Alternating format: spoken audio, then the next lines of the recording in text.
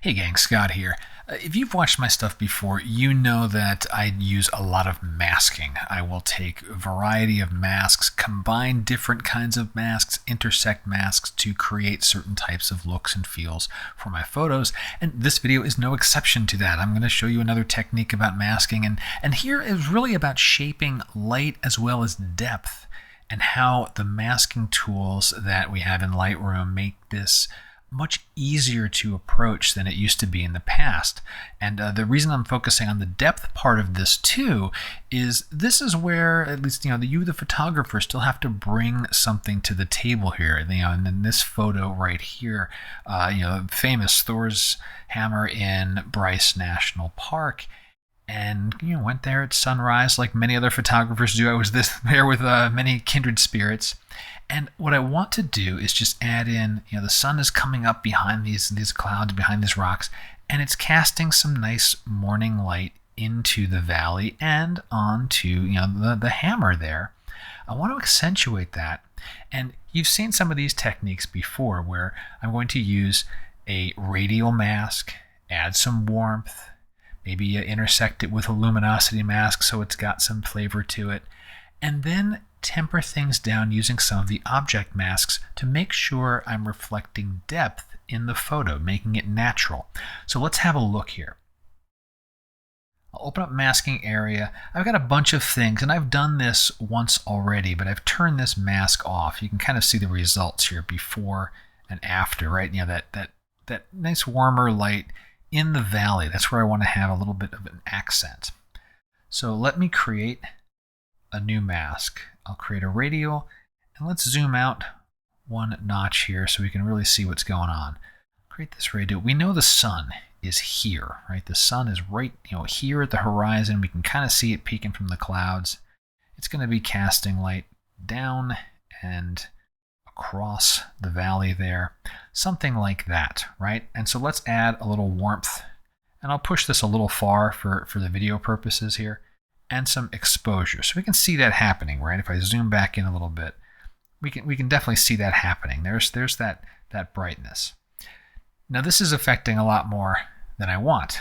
I don't want the sky getting that extra stuff. I like that coolness still happening in the sky, the warm cool. This is where the masks are incredibly helpful, right? We've got this radial. Well, let's subtract the sky. Just one click. All right, great. Now what am I looking at? This is what my mask is looking like. My radial might be a little bit big. Let's pull that back. Okay, and then now we'll take a look. That's looking better. Okay, what else do I want to do? Let's intersect this. I don't think I even did this in the last one. Let's intersect this with a luminance range.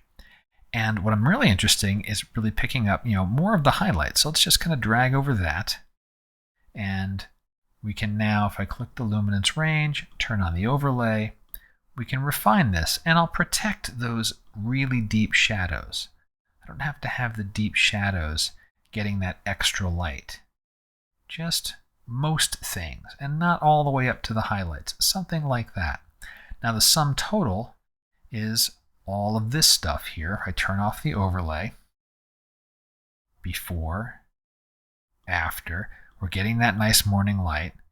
And this is where depth comes in. If you're an astute photographer, and I know you are, you're looking at this going, Scott, something's not natural here. Something doesn't make sense. Let me move this mask out of the way here. This mask, panel before and after. This entire rock face is getting brightness, and that doesn't make sense. The sun is behind that rock. It should not be getting that additional light. There's nothing that's really going to be throwing all that light back there, right? Before, after. Doesn't make any sense. Now, I don't have a camera that captures depth information. There are depth masks in Lightroom. I've never been able to play with them because I don't have a camera that does that. But what I can do is I can subtract an object.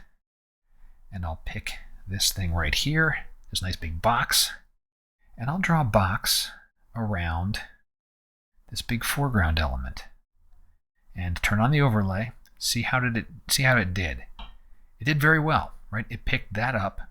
And I think to finish things off, I'll probably just use a bit of a brush. But here's my my mask right now. You can see I've gotten that object out of there.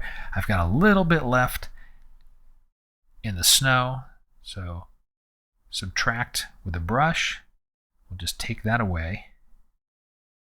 And the net result, if we take this and kind of snap it back up into the corner here, collapse it down, we have a very nice, nuanced mask throwing some additional light into that area. And the masking job was not very complicated. I'll push this over here. We can do a before and after. See that valley just brightening up there? And for the finished photo, I'll temper that a little bit. This is a little heavy-handed, but I want to make sure you can see it on the video for how that additional cast of light's getting in there, but keeping in mind depth in the scene and keeping it true to, some sense of realism where the sun wouldn't magically be reaching up over a large, gigantic cliff and then shining itself on the other side there.